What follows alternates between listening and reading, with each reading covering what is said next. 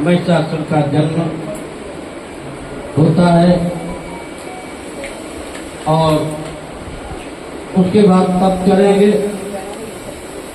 तप करके महिषासुर वरदान की प्राप्ति करता है। राजा जन्मेजय को व्यास जी महाराज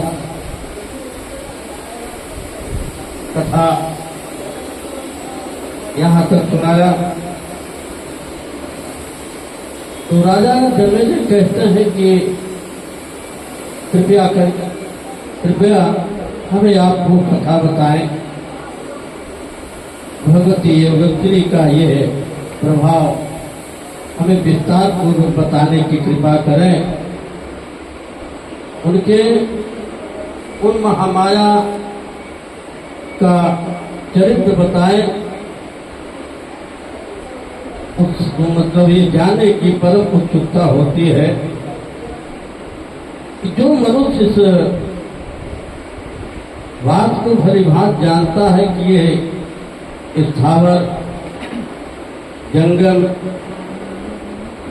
संसार जो है उन्हीं से उत्पन्न हुआ है, उन महादेवी के प्रभाव को क्यों नहीं सुनना चाहे। व्यास जी कहते हैं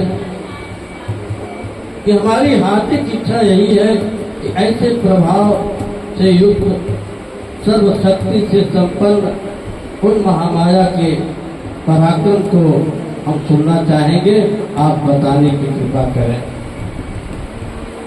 व्यास जी महाराज जन्मेजय जी के इस प्रश्न को स्वीकार करते हुए माँ भगवती के ओजस्व को, उनके पराक्रम को, उनकी शक्ति को, उनकी कीर्ति का गुणगान करते हैं।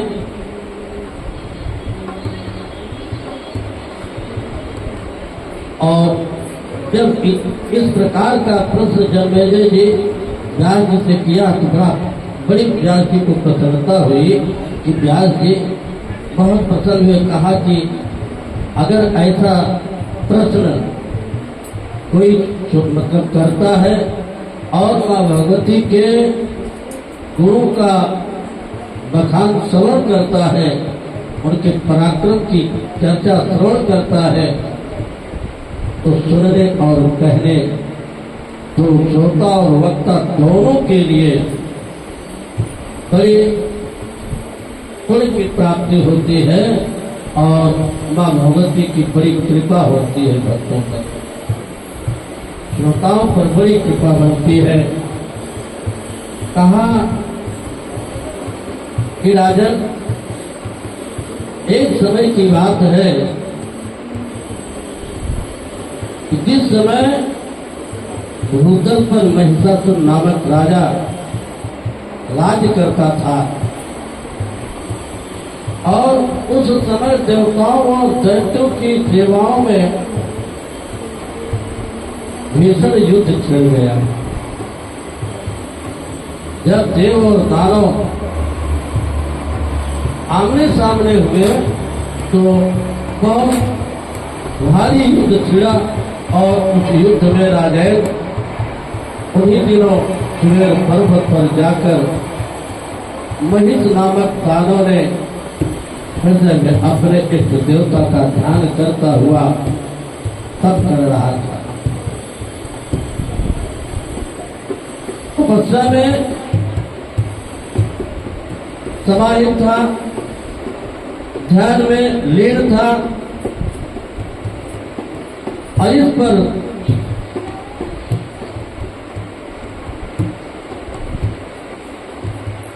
कहा कि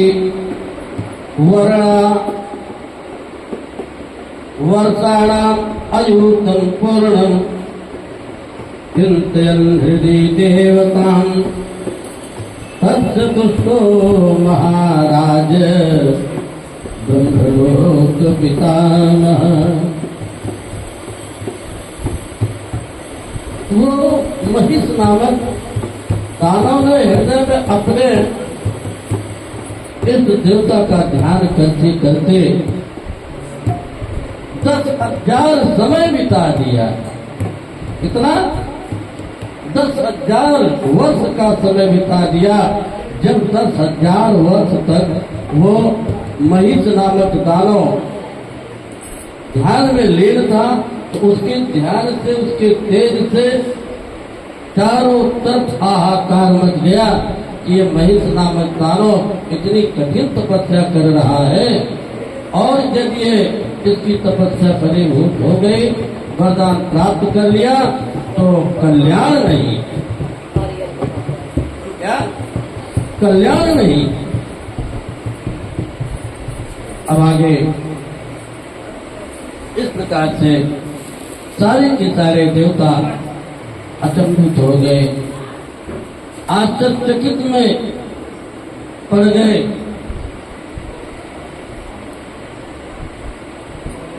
महिष क्या कह रहा है?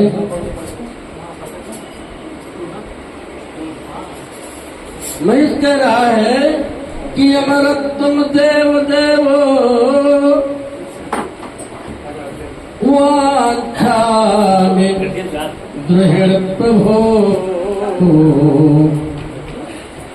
यथा मृत्यु भयमन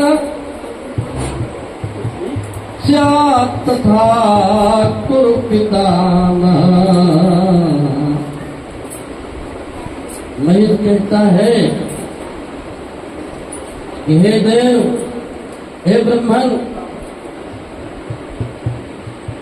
मैं अमृत को चाहता हूं, मैं कभी न मरूं। अगर आप मुझ पर प्रसन्न होकर के कुछ देना चाहते हैं तो हमें अमृत का वरदान दे दीजिए।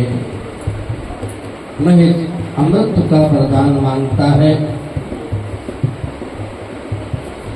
कहा कि मैं इसलिए अमृत का वरदान मांग रहा हूं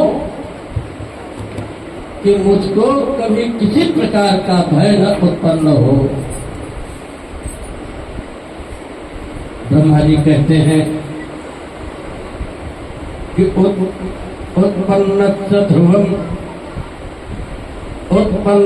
ध्रुवम मृत्युर अध्रुवम जन्ममृतस्य च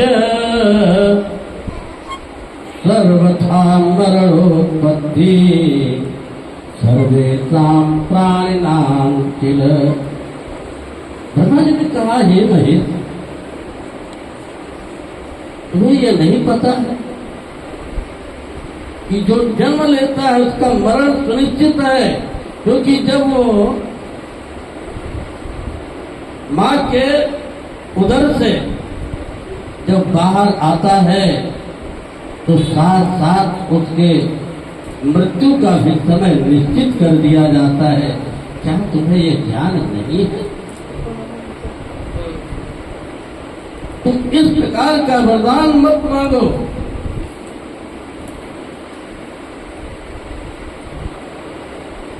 फिर कहता है कि एकम स्थानम परित्यज्य मरण महीपते प्रभुहितम परम साधो अयस्ते मरसि वर्तते। हे राजन, मृत्यु संबंधी अपनी यह धारणा छोड़ करके दूसरा जो भी वह तुम्हारे मन में आए वो मांग लो, पर यह वरदान मत मांगो। ब्रह्मा जी ने कहा महिष दानव से कि तुम दूसरा वरदान मांग लो, पर यह वरदान मत मांगो। फिर महिष कहता है कि देव, दानव, मानव, इनमें किसी भी पुरुष से मेरी मृत्यु न हो। यदि आप ऐसा कह ही रहे हैं तो आप फिर मुझे ये वरदान दीजिए कि न किसी देवता से मेरी मृत्यु हो, न किसी दानव से मेरी मृत्यु हो, और न ही किसी मानव से मेरी मृत्यु हो।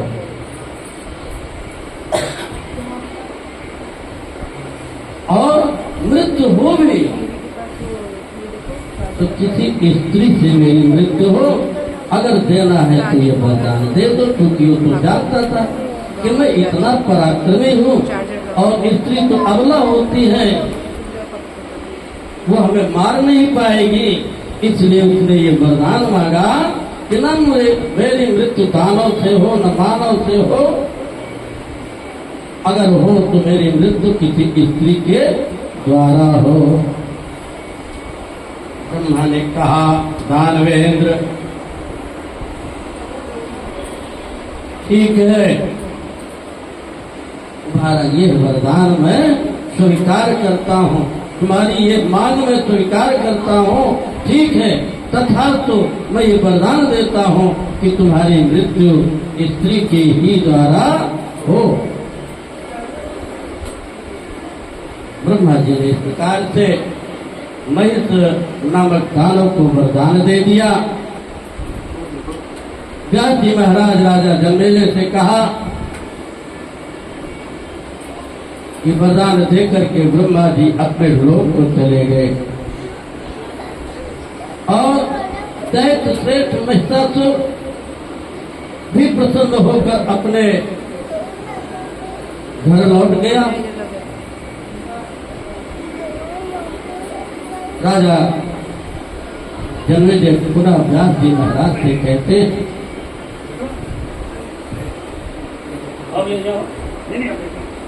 कि महिषा कस्य पुत्रोऽसौ कथम जातो महाबली, कथम च माहिषमरूपम् प्राप्तमते न महात्मना। क्या जी कहते हैं राजन? महिषासुर जन्मेजय जी महाराज ने कहा कि महिषासुर किसका पुत्र था, जो महान बलशाली कैसे हो गया? उस महान दैत्य को महिष का रूप किस प्रकार से मिला? व्यास जी महाराज राजन को बता रहे हैं, जन्मेजय महाराज को, यह राजन धनु के रंभ, जो धनु नाम का दानव था, उससे रंभ नाम का दानव पुत्र उत्पन्न हुआ और दो पुत्र उत्पन्न हुए, एक रंभ और एक करम्भ।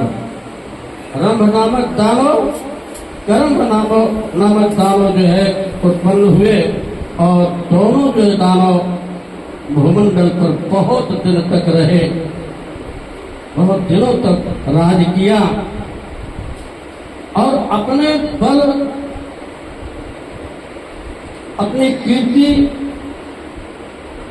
अपने पराक्रम से जो है पूरे भूमंडल पर नाम जो है बिखेर दिया।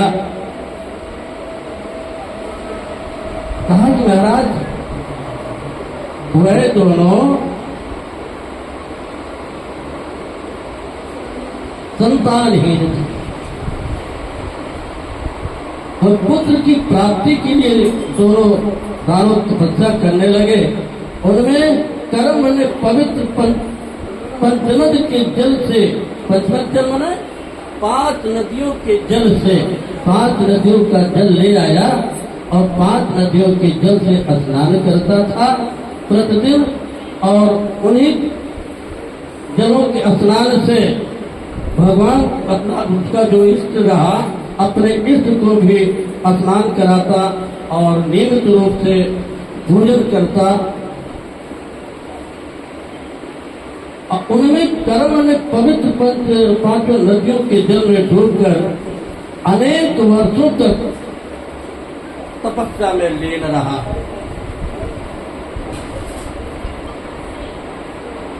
और 5 नदियों का जल लेकर के बरगद के वृक्ष के नीचे बैठकर पद्मासन लगा करके पूजन करने लगा। प्राणायाम इत्यादि करने लगा। जो उसके पास मंत्र था, मंत्र का जाप करने लगा। इंद्र ने ये कर ही रहे थे कि एक बार इंद्र ने ग्राफ का रूप धारण करके आते हैं और उस कर्म को दोनों पैरों को पकड़ करके अवृत्तासुर के द्वारा वध होता है।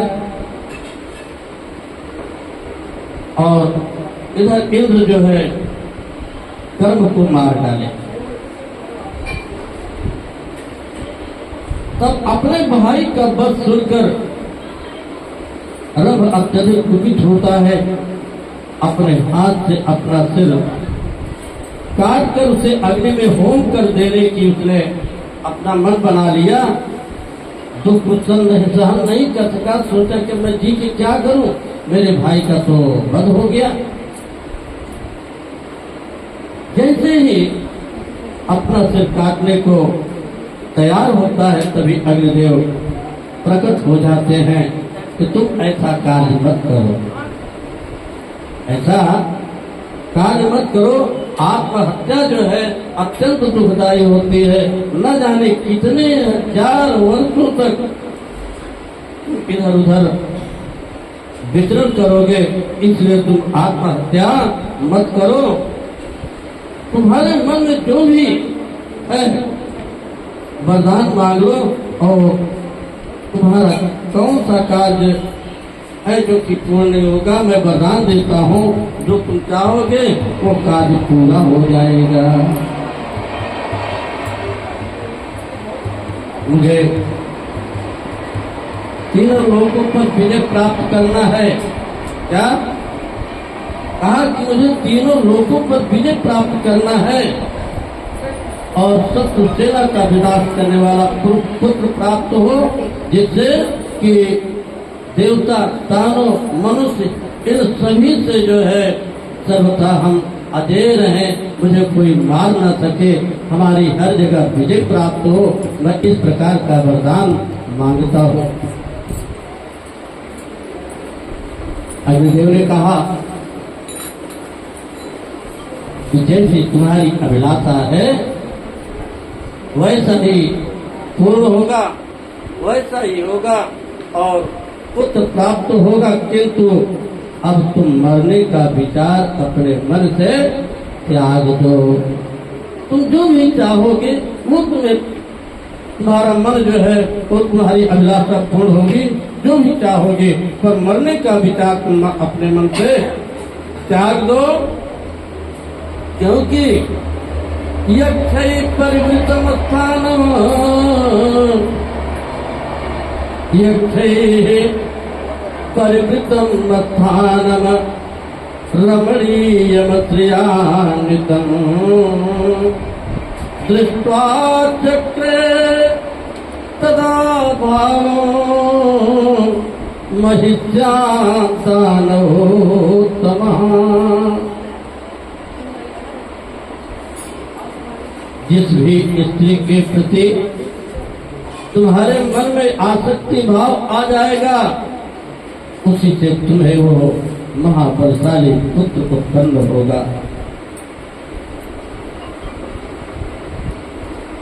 वह एक रूपति तथा मदमत महिषी को देखकर वह दानव किसी अन्य स्त्री को छोड़कर उसी पर वो आसक्त हो गया और प्रसन्नता पूर्वक चाहती हुई तत्काल उस स्त्री के साथ रहने के लिए तैयार हुआ। उसके साथ बहुत दिनों तक रहे। कुछ समय के पश्चात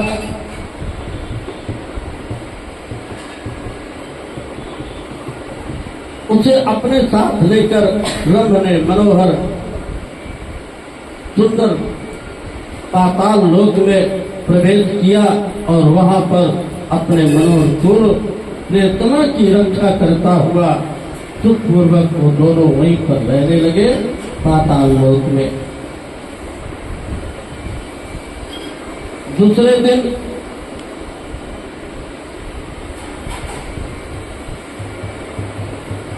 तां गृहीत्वाथ पातालं प्रविवेश मनोहरम् महिषेभ्यस्यताम् रक्षण प्रियाम् अनुमताम् किल। एक दूसरे महिष ने कामासक्त होकर उस महिषी को दौड़ा लिया। ये देख कर दानव रंभ स्वयं वहां आकर उसे मारने के लिए दौड़ा और उसके पास पहुंच करके अपनी सभा के लिए रंभ ने उस महिषासुर पर कठोर प्रहार किया। महिष के द्वारा तीक्ष्ण तीरों से हृदय स्थल पर आघात पहुंचाया। रंभ शीघ्र ही मूर्छित होकर के पृथ्वी पर गिरा और वो प्राण त्याग कर दिया। क्या किया? प्राण त्याग दिया। भागती हुई एक वट वृक्ष के नीचे पहुंचकर वहां रहने वाले यक्षपुर के शरण में जा पहुंचती है। जब वहां जाती है तो रुदती ताभृसंदीना दृष्टा यक्षे भयातुरा धावमानं च तमवेक्ष्य यक्षात्रात्मसमाययो।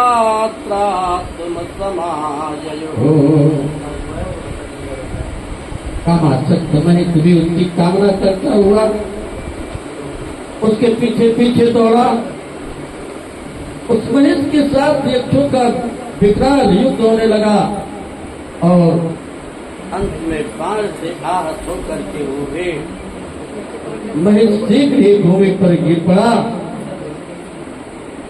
और यक्षों के मना करने पर भी अपने प्रिय पति के साथ वो मर से विकराल लपटों वाली अग्नि में प्रविष्ट हो गई। और उसी समय जैसे ही प्रविष्ट होती है उसी समय एक महाबली महिष पराक्रमी महिष सीता के मत प्रकट हो जाती और अन्य शरीर धारण करके पुत्र प्रेमी रणवीर सीता के मध्य भाग से निकल पड़ा और रक्तवीर तथा महान बलशाली महिषासुर जो है उत्पन्न हुआ। उस महिषासुर का राज्याभिषेक करके राज पर पदस्थ किया गया और जितने भी वो दानव वहां थे ये सारे के सारे अवध से इन्हें बधा नहीं जा सकता, वध नहीं किया जा सकता। इस प्रकार का पराक्रम दिए हुए उस स्थान पर महिषासुर की जन्म तथा उससे संबंधित वरदान प्राप्ति का प्रसंग का वर्णन किया गया। महिषासुर दूध भेज कर इंद्र को स्वर्ग खाली कराने के लिए वो आदेश देता है और दूत द्वारा इंद्र का युद्ध में आमंत्रण प्राप्त कर युद्ध के लिए आमंत्रण प्राप्त कर महिषासुर का दानवीरों को युद्ध के लिए वहां पर तैयार होने का आदेश देता है। आइए आगे पुनः जो है भगवान का नाम उच्चारण करते हुए फिर आगे बढ़ते हैं। गोविंद जय जय गोपाल।